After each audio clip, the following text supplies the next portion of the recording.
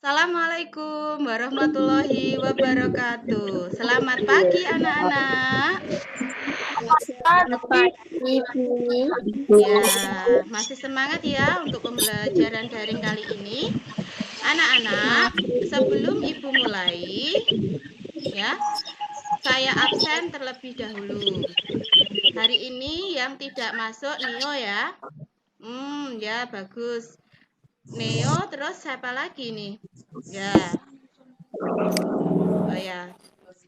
Sudah anak-anak. Kita mulai pembelajaran kali ini. Ya.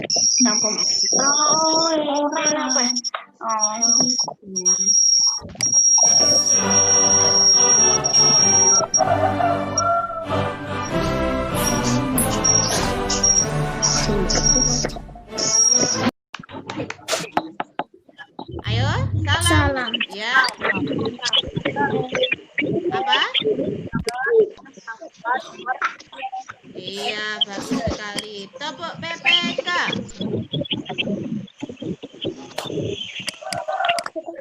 Mampu menemukan pentingnya membatasi penggunaan sumber daya alam dalam kehidupan sehari-hari dengan detail. Yang kedua, mampu mengkomunikasikan contoh kegiatan menjaga kelestarian sumber daya alam dalam kehidupan sehari-hari dengan detail. 3. Siswa mampu menilai cerita yang disajikan dengan detail. Yang keempat, mampu menyampaikan pendapatnya mengenai kegiatannya memanfaatkan sumber daya alam sehingga kita bisa menikmatinya. Termasuk kelompok profesi apakah mereka? Mari kita pelajari bersama ya. Nah, apakah kamu tahu apa pensil ya? Kalian pernah setiap hari memakainya untuk kegiatan belajar. Nah, anak-anak, apakah kamu tahu proses pembuatan pensil? Nah, perhatikan proses pembuatan pensil berikut ini.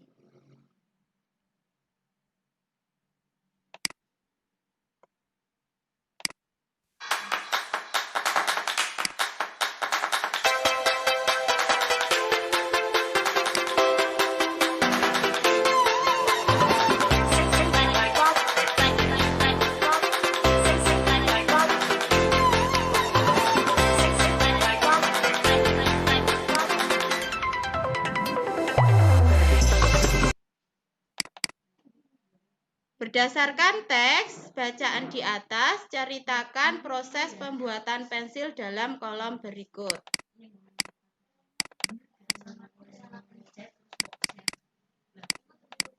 Nah, sekarang anak-anak, dalam penjelasannya, yaitu pensil itu terbuat dari grafit murni ya. Sebelumnya itu pensil terbuat dari grafit murni.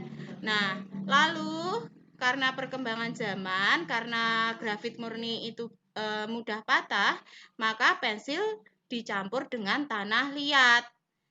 Nah, grafit murni dan tanah liat ini dihancurkan, lalu dibentuk menjadi bubuk grafit murni dan tanah liat dibakar selama 3 hari.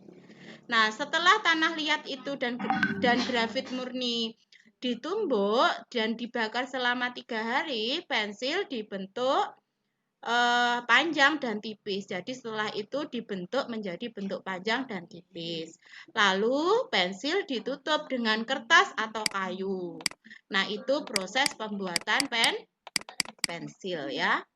Nah, ini ya.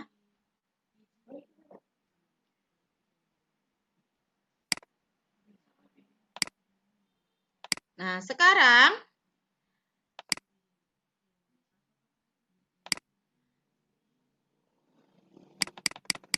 sumber daya alam apa yang digunakan untuk membuat pensil? Nah, sumber daya alam yang digunakan dalam pembuatan pensil adalah kayu sebagai pelapis pensil, grafit dan tanah liat sebagai isi pensil.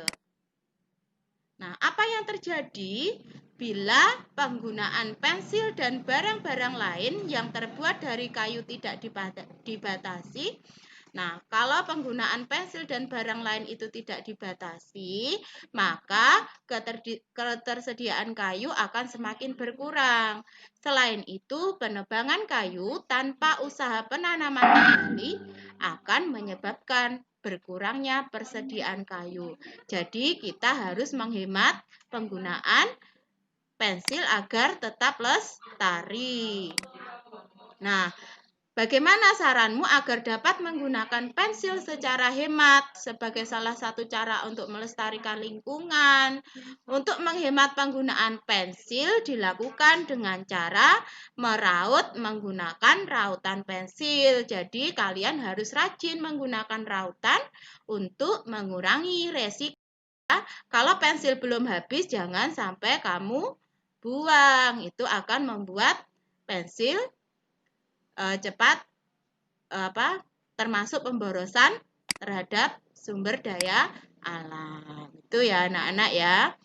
Nah, sekarang perhatikan tabel ini. Coba sekarang kamu kerjakan dan saya beri pertanyaan lisan untuk salah satu anak untuk menjawab pekerjaan yang ada di situ dan barang yang dihasilkan. Saya beri contoh ya anak-anak. Untuk pertama itu adalah tukang kayu.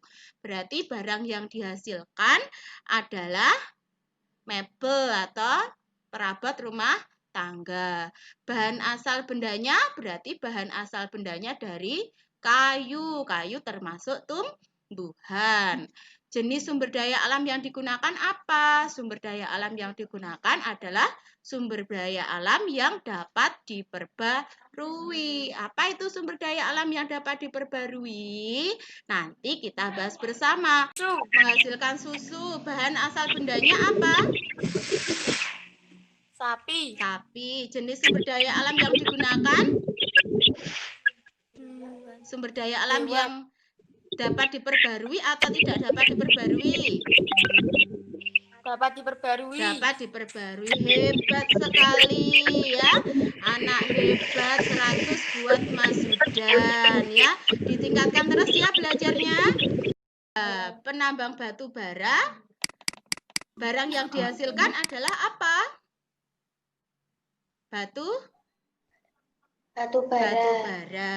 Terus bahan asal bendanya termasuk Batu bahan bara. Iya, bahan yang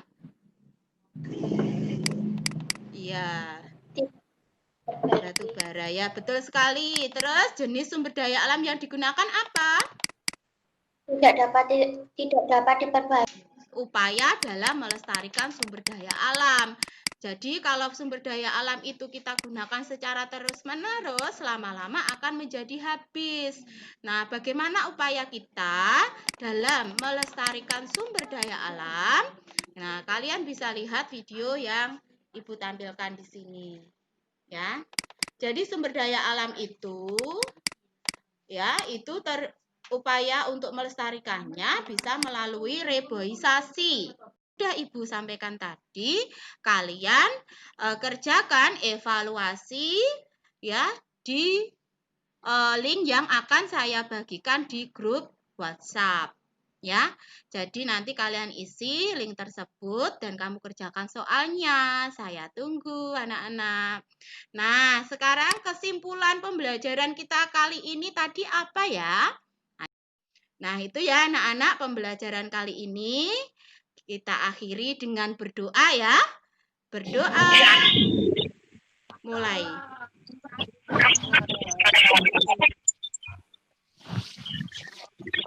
Ya, berdoa selesai.